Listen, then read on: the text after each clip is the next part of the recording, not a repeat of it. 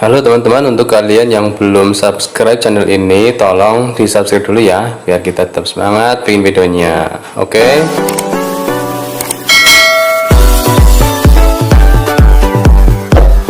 Waalaikumsalam warahmatullahi wabarakatuh.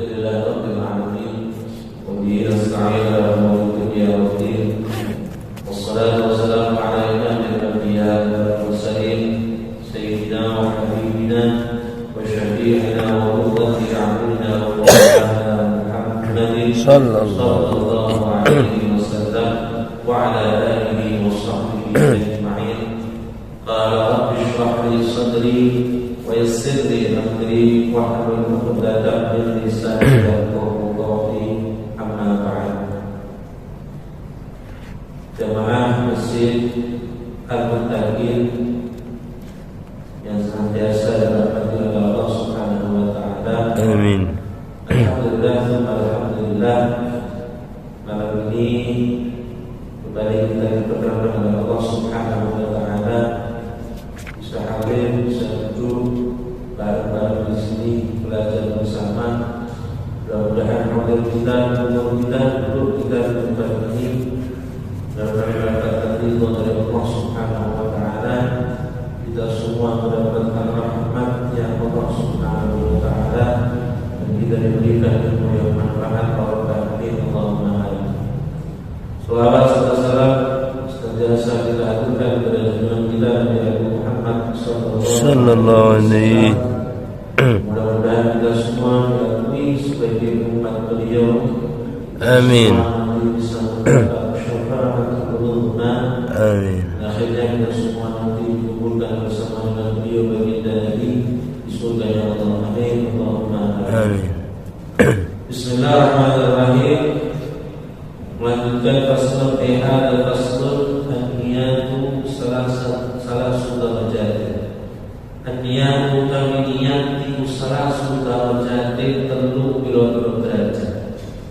Jika selamun ono rokok as-sholatu sholat awniku fardhan rukuk sholat fardu ya wajib moko wajib moko qasdul fi'li nejo penggawe wa ta'yimu lan tertentu wal fardhu lan fardu wa ikana lan ono rokok sholat awniku nafilatan sholat sunnah mu'aqqatan kang duweni wektu karatibatin kaya salat rawatib au dzata sababin utawa salat kang duweni sebab ya wajib moko wajib apa qasdul fi'li nejo agawe wa ta'lim lan tentemake wa ikana lamun ono apa salat manikuna filatan rupa salat sunnah mutlaqan kang mutlak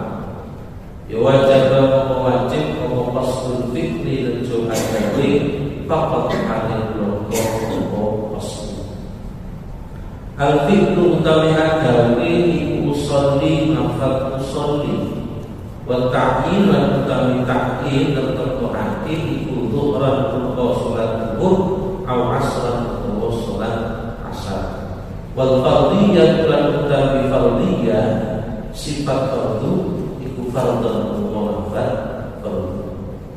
Bismillahirrahmanirrahim. Pada kita sudah berbicara tentang masalah rukunnya sholat. Kembali kemudian dari rukun itu kita perinci lagi. Nah, pasal menjelaskan tentang masalah niat. Bagaimana yang kemarin niat ini merupakan mukhul ibadah, ruh inti dari ibadah satu ibadah.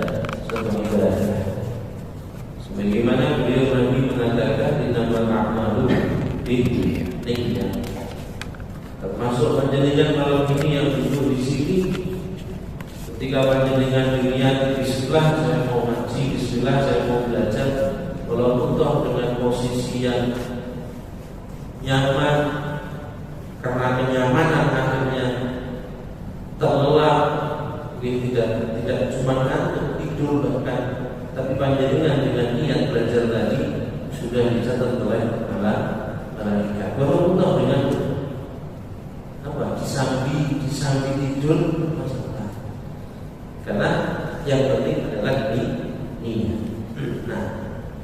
Niat dalam masalah sholat itu ada 3 derajat atau ada 3 bagian. Yang pertama, jika atas sholat Allah, yang pertama itu apabila sholatnya adalah sholat fardu. Baik fardu itu nanti fardu kifayah, kemarin pernah kita sampaikan, seperti sholat jenazah, ataupun fardunya itu fardu qadha.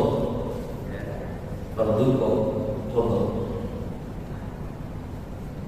Ketika sholatnya itu berupa sholat fardu, maka wajib qasdul fiqhi wa ta'yin wal qadhiyah. Maka dalam masalah niat itu nanti harus terpenuhi 3 hal. Yang pertama adalah qasdul fiqhi, ya, adanya unsur kesengajaan untuk melaksanakan sholat, ya. Ainian fi'il sholat, artinya memang orang itu memang sudah berniat ingin melaksanakan sholat. Kemudian ta'yin yang kedua adalah ta'yin. Sholatnya sholat apa? Oh, sholat zuhur, oh, sholat asar, oh, sholat subuh. Dan yang ketiga adalah al-fardhiyah, menentukan sifat kefarduannya. Jadi harus, yang pertama harus ada qasdu, ya, kemudian ada ta'yin, yang ketiga ada sifat fardunya. Lompat ke belakang, al-fi'lu usolli wa ta'yinu dhuhran aw asran wa fardhi wal fardhiyatu fardhu. Nah, qasdul fi'li berarti usolli. Lah, ta'yin itu dhuhran aw asran, zuhur atau asar atau maghrib atau isya atau subuh. Ditakyin, diperjelas, diperinci. Yang terakhir yang ketiga wal fardhiyatu, sifat kefarduan berupa 4 fardhu. Jadi mudahnya kalau sholatnya itu sholat fardu, maka niatnya usolli fardhu dhuhri, sudah cukup. 3 ini harus terpenuhi. Usolli fardhu dhuhri kalau sholat zuhur. Kalau sholat maghrib berarti usolli fardhu maghrib. Cukup 3. Nah, kemudian bagaimana niat ibadah atau mustaqbilal qiblat atau menyebutkan rakaatnya itu tidak wajib. Tidak wajib untuk mengidhafahkan kepada Allah, menyandarkan kepada Allah. Jadi billahi ta'ala itu tidak wajib. Karena apa? Karena semua ibadah yang kita lakukan itu ya mesti hanya karena Allah. Maka tidak wajib kemudian usolli fardhu dhuhri lillahi ta'ala. Tidak wajib, tidak harus. Karena ibadah itu ya tidak ada lain, ada bukan, pasti untuk Allah. Dan kemudian apa namanya? Tapi apa? Disunahkan untuk mewujudkan daripada lillahi ta'ala itu dengan tujuan menunjukkan makna dan ikhlasan. Tidak wajib, hanya hukumnya sun lillahi ta'ala, itu tidak wajib, tapi disunahkan. Tujuannya apa? Ketok ikhlas, makna ikhlasnya itu biar muncul. Nah, kemudian apa namanya, mustaqbilal qiblat, nah itu juga disunahkan saja, tidak harus disunahkan. Jadi boleh aja, boleh tidak, hanya sunnah. Nah, kalau menyebutkan rakaat pun sama, disunahkan. Jadi kalau salatnya fardu itu hanya 3 poin tadi, usolli fardhu maghrib. Di rakaat jumlah rakaatnya, kemudian mustaqbilal qiblat lillahi ta'ala itu hukumnya sunnah. Lagi ini hati-hati lah ketika kita menguturkan jumlah rakaat. Itu sunnah betul, tapi kalau sampai kita salah dalam rakaat, itu bisa jadi sholat kita dan rakib sholat tidak sah sholatnya. Misalnya sholat maghrib, sholat fardhu maghribi harusnya salah rakaatin, kemudian salah arba' rakaatin. Jadi sholatnya tidak sah. Maka cari amannya ya cuma 3 tadi sudah cukup. Usolli fardhu maghribi. Nah, usolli itu artinya usolli sholat sapa ingsun. Saya sholat.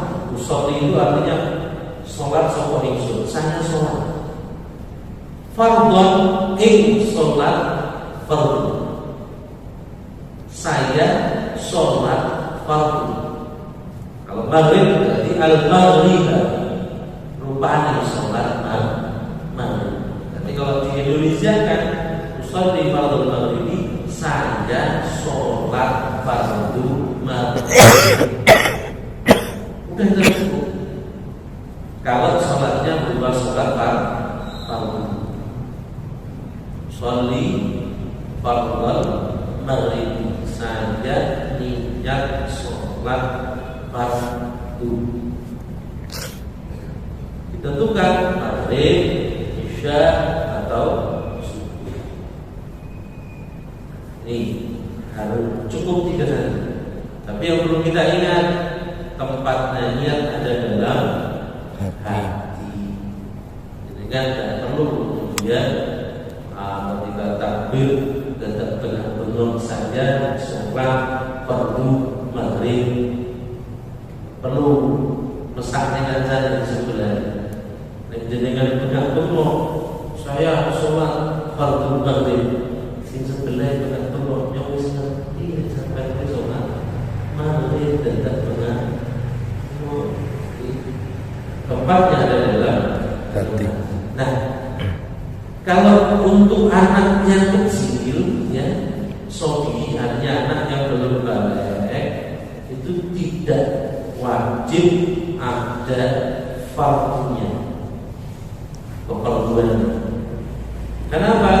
Karena sholatnya anak kecil yang belum balik, walaupun toh itu sholatnya sholat fardu, tapi jatuhnya menjadi sholat sunnah. Maka bagi anak kecil yang belum balik tidak wajib ada fardhunya. Usolli al-maghrib, anak kecil tidak harus ada, karena walaupun toh diniati fardhu, ya, anak kecil yang belum balik jatuhnya tetap sholat sunnah. Ini kalau sholatnya sholat fardu. Wa in kana nafilatan muhaqqatan khawatibatin aula tasabbatin wajib qasdul fi'li wal ta'yin. Nah, sekarang kalau sholat ini sholat sunnah, sholatnya sholat sunnah, ada 2 macam sholat sunnah. Yang pertama, sholat sunnah yang mempunyai waktu dan mempunyai sebab. Nah, ya. Jadi sholat sunnah itu ada 2 macam.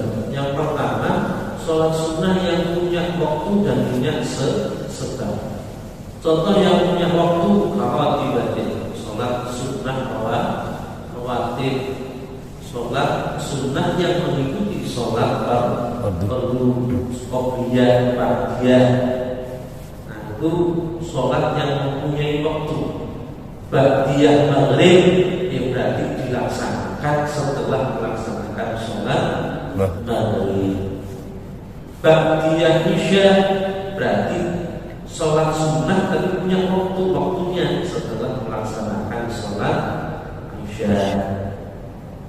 Sholat sunnah duha, nah berarti sholat sunnah yang dikerjakan pada waktu duha. Sholatul lail, sholat malam berarti dikerjakan di malam hari. Ya, sholat sunnah yang mempunyai waktu. Ada juga sholat sunnah yang mempunyai sebab. Contoh sholat istisqa, sholat mengharap hujan. Sebabnya apa? Karena kemarau, tidak turun hujan lama, kemarau. Nah, sebab kemarau kemudian sholat sunnah istisqa atau sholat gerhana matahari. Nah, ini sholat sunnah yang punya sebab. Sebabnya kenapa? Karena terjadi gerhana matahari. Tidak bisa kok hanya dengan sholat gerhana matahari tapi tidak ada kejadian gerhana matahari. Jadi dengan Allah ayo sholat gerhana matahari, padahal tidak ada gerhana matahari. Ini kan repot. Sholat gerhana rembulan, sholat istikharah, itu sholat-sholat sunnah yang mempunyai sebab. Nah, kalau sholat sunnahnya itu sholat sunnah yang mempunyai waktu atau mempunyai sebab, dalam hal niat itu qasdul fikri wa ta'yin. Pertama, ya tadi unsur kesengajaan untuk melaksanakan sholat. Yang kedua ta'yin. Nah, cukup dengan dua tadi. Berarti usolli kemudian ta'yin. Sunnahnya sunnah apa? Oh, sunnahnya bagian maghrib, ya cukup usolli bagian maghrib. Sholatnya sholat duha, ya usolli duha, cukup. Hanya dua saja. Saya niat saya sholat duha, sudah cukup. Dua harus terpenuhi, harus terpenuhi. Nah, kemudian sunnahnya bagaimana? Sunnah itu tidak perlu ditampilkan, kesunahannya tidak perlu ditampilkan, karena yang namanya sunnah itu ya mulazimatun lin nafli. Tetap dia menempati tempatnya sunnah, tapi hukumnya sunnah untuk menampilkan sunnahnya. Usolli sunnat duha, ya, menampilkan sunnahnya itu hukumnya sunnah. Lah, tidak ditampilkan tidak apa-apa, karena kesunahan itu mesti jatuhnya ya kesunahan berbeda dengan fardu tadi. Fardu tadi kalau anak kecil, walaupun dia mengucapkan fardu, tapi jatuhnya sunnah, maka fardu itu harus ditampilkan. Karena kalau tidak ditampilkan, tidak akan menjadi fardu. Nah, ditampilkan pun fardu itu tidak mesti jatuhnya fardu. Contoh mereka sunnah kecil dan yang belum balik. Tapi kalau sunnah, baik itu orang yang sudah balik atau anak kecil yang belum balik, ya sunnah terjatuhnya menjadi sunnah, maka tidak perlu tidak wajib untuk diniatkan. Jadi cukup hanya dua dari qasdul fikri, dari usolli kemudian ta'yin. Ya, sunnahnya sunnah apa? Tapi disunahkan kalau mau memang memunculkan sunnahnya, hukum sunnahnya itu tidak apa-apa. La wa inna nafilatan mutlaqatan. Kalau kemudian yang ketiga, sholat sunnahnya itu sholat sunnah yang mutlak. Nah, ini pembagian nomor 2 dari sholat sunnah. Jadi pertama sholat sunnah yang mempunyai waktu atau sebab. Yang kedua sholat sunnah mutlak. Sholat sunnah mutlak itu sholat sunnah yang tidak punya waktu dan tidak punya sebab. Jadi sholat sunnah mutlak, tidak punya waktu dan tidak punya sebab. Mutlak umum. Nah, kalau sholat sunnah yang mutlak itu qasdul fikri, cukup hanya usolli. Nah, saya niat sholat, cukup. Kalau sholat sunnahnya sholat sunnah mutlak, ya, sholat sunnah mutlak itu tidak ada waktunya, tidak ada sebabnya. Tidak ada. Dengan tidur, misalkan habis makan, gitu, karena soal sama teman-temannya, dengan makan, teman-temannya selesai makan, rokok, jadinya ada rokok ngalamin sholat sunnah beda. Namanya sholat sunnah mutlak. Karena tidak punya waktu, tidak punya sebab timbangan berlampau dengan rokokan, bisa sholat sunnah baik. Nanti sholat sunnah mutlak. Lihatnya cukup hanya qasdul fi'li, usolli cukup. Terkait dengan masalah niat, tidak perlu kemudian mendetailkan kalau yang mutlak mendetailkan sunnah hukumnya atau takyid, tidak perlu, karena mutlak itu tidak punya sebab, tidak punya waktu.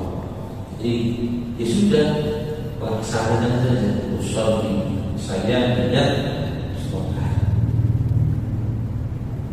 Ini terkait dengan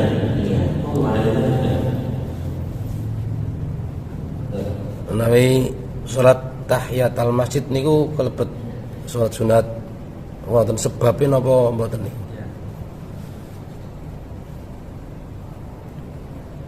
Kalau di sini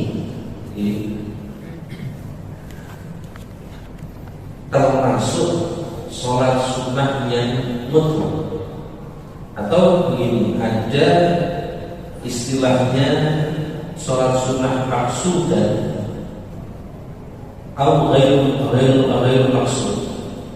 Lah tahiyat tal masjid itu termasuk yang ghairu maksud. Artinya begini, tanpa panjenengan niati itu sebagai sholat tahiyat al masjid, jenengan sudah dapat pahala tahiyat al masjid. Ya. Dan contohnya lainnya, sholat puasa sunnah hari Kamis, hari Senin dan Kamis. Panjenengan hari Senin dan Kamis puasa tanpa diniati puasa sunnah hari Senin atau hari Kamis, jenengan dapat pahala puasa sunnah hari Senin karena melaksanakannya pas di hari Senin. Nah, tahiyatul masjid sama, tidak maksud tanpa kemudian kita tuju pun, ketika kita setelah datang ke masjid kemudian sholat sunnah 2 rakaat tanpa ditujukan untuk tahiyatul masjid pun sudah termasuk kita mendapat pahala tahiyatul masjid. Lah kemudian begini, tidak diperbolehkan mengumpulkan 2 sholat dengan 1 niat. Tidak diperbolehkan mengumpulkan 2 sholat dengan 1 niat. Sholat jamak, Pak, jamak itu kan hanya waktunya saja. Tapi kalau niatnya tetap masih dulu niat diri, asal niat sendiri. Dari mengumpulkan 2 sholat dengan 1 niat itu dasarnya hukum awal tidak boleh, kecuali ketika salah satunya berupa sholat sunnah yang ghairu maksud. Sholat sunnah yang ghairu maksud, contoh dari tahiyatul masjid, terus sholat sunnah wudu. Nah, ini juga termasuk ghairu maksud. Sholat sunnah syukur wudu ini termasuk ghairu maksud. Ya. Kemudian masuk ke rumah atau keluar dari rumah, gitu. Ini ghairu maksud.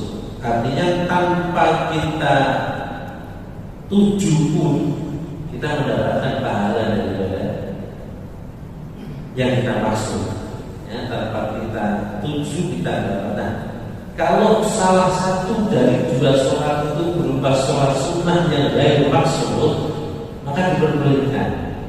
Nah, contohnya tahiyatul masjid yang sering kita laksanakan. Dengan datang kita untuk isya. Nah, sekalian tahiyatul masjid, sekalian diniyati qobliyah isya. Nah, itu bisa. Karena salah satunya ghairu maksud. Paham ya? Itu boleh. Pun sama demikian dengan halnya puasa. Ibu-ibu yang punya kebiasaan bolong puasa Ramadan, itu kalau ganti ingat puasa hari Senin, panjenengan niati saya puasa untuk mengganti puasanya bolong di bulan Ramadan. Maka otomatis dengan dapat pahala ganti yang bolong, jadi juga dapat pahala puasa sunnah di Senin karena ghairu maksud. Tahiyatul masjid dengan datang niat insun sholat qobliyah isya. Nah, ini otomatis dengan dapat pahala tahiyatul masjid dengan dapat pahala qobliyah isya. Tapi ada kemudian perbedaan begini, ada yang mengatakan niatnya dulu. Kalau niatnya tahiyatul masjid dulu boleh. Kalau niatnya qobliyah isya dulu tidak bisa. Nah, jadi saya niat sholat tahiyatul masjid dan sholat qobliyatul isya. Itu boleh, saya mengatakan seperti itu. Kalau qobliyahnya dulu baru tahiyatul masjidnya, jadi yang maksud dulu baru yang ghair maksud, tak boleh. Nah, kita nyari alternatif. Tadi yang ghair maksud dulu kita niatkan, baru kemudian yang maksud. Jadi bisa tercover. Nah, tidak perlu tahiyatul masjid 2 rakaat, kemudian qobliyah 2 rakaat. Ya, boleh-boleh saja. Semakin banyak, semakin banyak rakaat, semakin banyak pahala yang monggo. Ya. Tapi itu tadi, Islam itu ternyata mudah. Allah itu memudahkan kita dalam beribadah kepadanya, tidak mempersulit kita.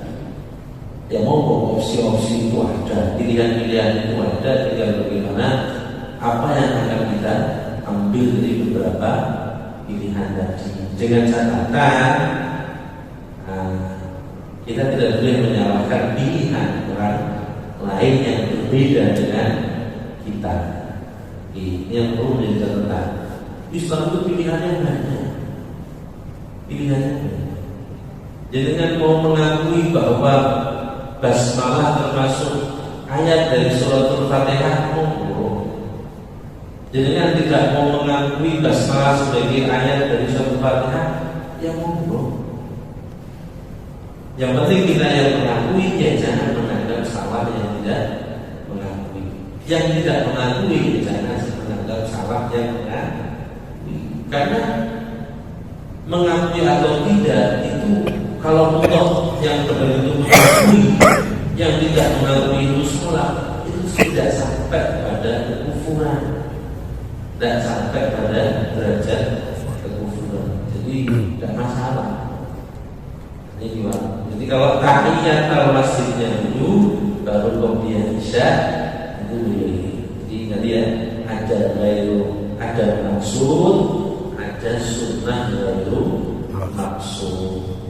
Fayajuz jamuha ma'a naflin aw fardin ghairah. Fal taksu wa yusab 'alaiha wa in lam yanwiha insyaallah boleh digabung dengan sesama sunnah yang bermaksud boleh digabung dengan fardu. Baik nanti kita mengucapkan niatnya atau tidak, ini tetap kita dapat pahala. Dengan membela ke masjid langsung sholat sunnah qobliyah isya. Jadi dengan niatkan untuk tahiyatul masjid atau tidak, tetap dapat pahala. Nah, nanti amannya karena perbedaan tadi yang kita niatkan tahiyatul masjid dulu, baru kita niatkan qobliyah isya. Boleh sholat fajar kali sholat qobliyah subuh. Nah, itu dalam beberapa redaksi hadis memang menggunakan sholat sunnah fajar, betul ya? Nah, dalam hadis itu kebanyakan dipakai sholat sunnah fajar. Kalau beberapa kitab hadis itu betul sholat sunnah qobliyah subuh, tapi sholat fajar, bukan sholat sunnah fajar, gitu. Jadi kalau kita tarik kesimpulan, sebenarnya sama. Karena waktunya sholat subuh itu kan ketika fajar seperti itu keluar. Nah kalau sholat sebelum fajar berarti kan sama saja sholat sunnah qobliyah subuh. Bisa diartikan seperti itu. Tapi kan belum masuk waktunya subuh. Dalam niat niat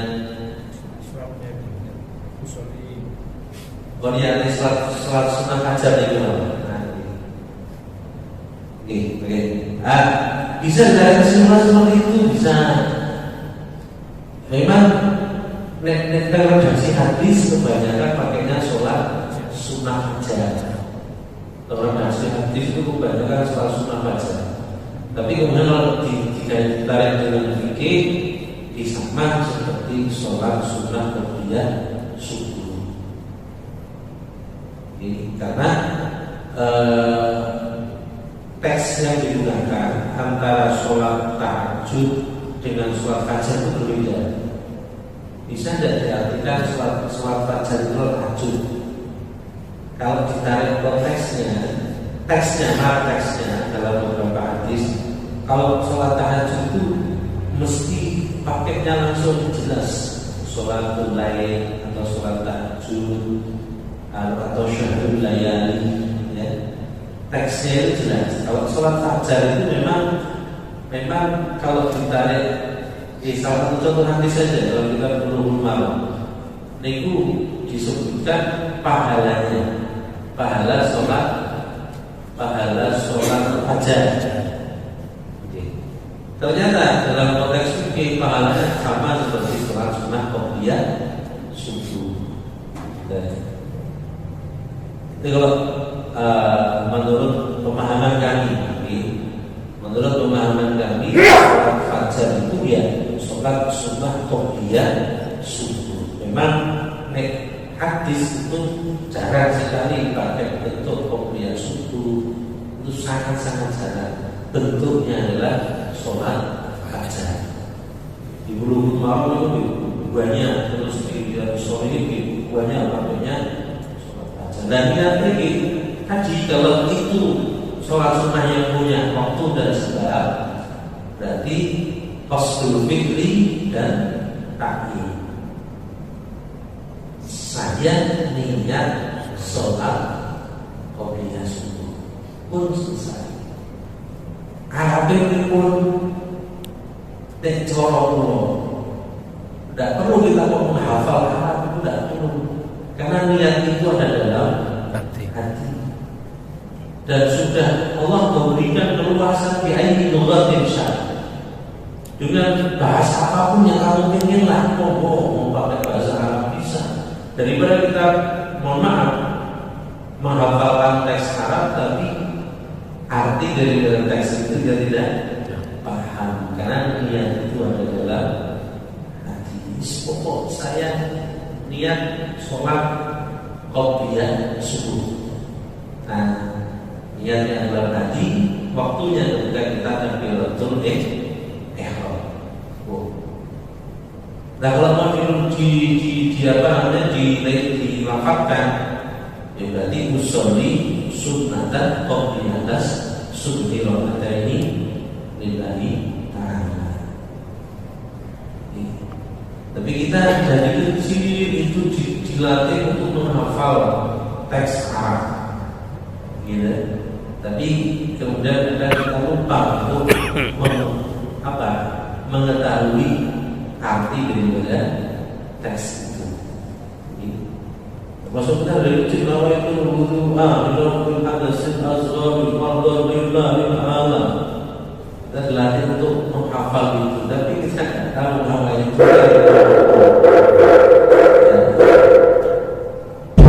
Usolli diganti nama itu tidak bisa. Usolli diganti nama itu tidak bisa. Kalau nama itu usolli tidak bisa. Kalau ada sudah pakai usolli, saya hanya usolli.